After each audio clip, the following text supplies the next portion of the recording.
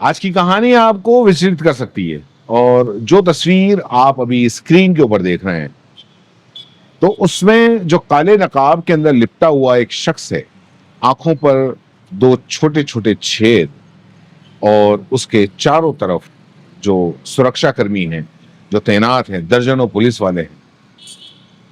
तो ये आप तस्वीर देखिए, ये कोई आतंकी नहीं है, कोई गैंगस्टर भी नहीं है, बल्कि एक सफाई कर्मचारी है जिसने वो राज खोले हैं जो शायद आज तक किसी ने सुने तक नहीं होंगे। ये कहानी है कर्नाटक के धर्मस्थला मंदिर की। एक ऐसा मंदिर जो बाहर से जितना पवित्र दिखता है, अंदर से उतना ही खौफनाक हो सकता है, ये आरोप लगे हैं। धर्मस्थला मंदिर दक्षिण भारत का एक मशहूर धार्मिक स्थल है। यहाँ रोज हजारों लोग दर्शन के लिए आते हैं। मंदिर में पूजा तो हिंदू पुजारी करते हैं, लेकिन इसका पूरा जो संचालन है वो एक जैन ट्रस्ट के हाथ में है। और कई सालों से इस मंदिर के आसपास लड़कियों के गायब होने की संदिग्ध मौतें और अजीबोगरीब जो घटनाएं थी, उसकी खबरें अक्सर यहां से आती रही। लेकिन हर बार सन्नाटा, कुछ जवाब नहीं मिलता। हर बार जवाब अगर मिलता भी है तो इस बात को दबा दिया जाता है। और अब जो सच सामने आया है वो एक ऐसा खुलासा है जिसने सब कुछ हिलाकर रख दिया है। एक शख्स जो 1995 से 2014 तक 19 साल तक धर्मस्थला मंदिर में सफाई कर्मचारी के तौर पर काम कर रहा, उसका दावा है कि मैंने अपने हाथों से 100 से ज्यादा लाशों को ठिकाने लगाया है। ठिकाने लगाया है, आप याद रखिए, ठिकाने लगाना मतलब क्या होता है। उसने बताया कि रोज उसकी ये ड्यूटी थी, नेत्रावती जो नदी है उसके आसपास की सफाई, और वहीं उसे बार बार लाशें मिलती थी। शुरुआत में लगा कि शायद डूबकर लोग मरे होंगे, लेकिन फिर ज्यादातर लाशें लड़कियों की थी।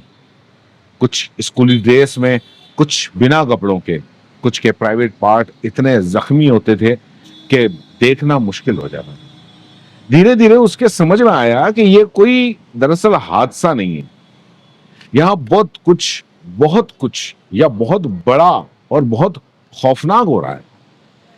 जब उसने पहली बार अपने सुपरवाइजर को बताया कि पुलिस को इसकी सूचना दी जानी चाहिए, तो उसे खूब पीटा गया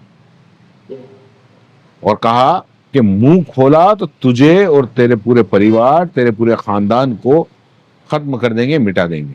अब वो डर के मारे चुप रहा, लेकिन लाशें लगातार आती रही। कभी उसे कहा गया लाश को दफना दो, कभी कहा गया डीजल डालकर जला दो।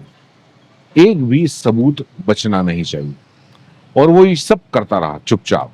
लेकिन एक दिन जब उसके परिवार की जान पहचान की एक लड़की के साथ में यही हुआ, रेप और फिर हत्या, तब उसका सब्र टूट गया। 2014 में वो रातों रात अपने पूरे परिवार को लेकर वहां से भाग गया। वो शख्स चेहरा बदलकर, नाम बदलकर एक पड़ोसी राज्य में छुपकर रहने लगा। लेकिन 19 साल का गिल्ट उसे चैन से जीने नहीं दे रहा। वो कहता है कि मैंने कितनी लाशें ठिकाने लगाई, कितनों को जलाया, कितनों को दफनाया, मुझे खुद नहीं पता। फिर एक दिन उसने हिम्मत की, चुपके से धर्मस्थला में उसी इलाके के अंदर गया जहां लाशें दफनाई जाती थी। 2 लाशें खुदाई करके निकाली, तस्वीरें ली, और फिर जाकर सुप्रीम कोर्ट के एक वकील के पास में सारे सबूत जमा कर दिए। और उसके बाद में पुलिस के पास में गया उसने, और ये भी कहा कि अगर मुझे कुछ हो गया तो मेरी कहानी, ये सबूत जिंदा रखेंगे। और इसके बाद उसने एक लंबा कंप्लेंट लेटर लिखा कर्नाटक के एसपी को। उसने विटनेस प्रोटेक्शन की मांग की, कहा कि मैं जांच में पूरी मदद करूंगा, हर वो जगह दिखाऊंगा जहां लाशें दफनाई गई हैं, लेकिन मुझे और मेरे परिवार को सुरक्षा चाहिए। फिर अदालत ने 164 सीआरपीसी के तहत बयान दर्ज किए। ये कानूनी रूप से पुख्ता गवाही मानी जाती है। अब गेंद कोर्ट और सरकार के पाले में है कि क्या वहां खुदाई होगी, क्या सबूत की जांच होगी। इस पूरी कहानी में पूरे कर्नाटक को हिला कर रख दिया। अगर ये बातें वाकई अगर सच होती हैं तो ये भारत का अब तक का सबसे बड़ा क्राइम कवर अप साबित हो सकता है। एक मंदिर जहां पूजा होती थी, वहां किसी और अंधेरी जगह पर शायद रेप, मर्डर और सैकड़ों लाशों की दफनाहट चल रही थी। एक सफाई कर्मी जिसकी आवाज सालों तक दबी रही, आज उसने सब दांव पर लगाकर अपनी सच्चाई सामने रखी। अब देखना यह है कि क्या इस देश की व्यवस्था इस आदमी को बचा पाएगी, क्या सैकड़ों लाशें को न्याय मिल पाएगा, या फिर ये कहानी भी कहीं दफन होकर रह जाएगी। इसमें जो भी अपडेट होगा बताएंगे। आज ये भी कहा जा रहा था कि वहां खुदाई है, लाश अभी तक मिली नहीं मिली। जो भी अपडेट होगा हम बताएंगे। बने रहिए और चैनल को सब्सक्राइब जरूर करिए। धन्यवाद।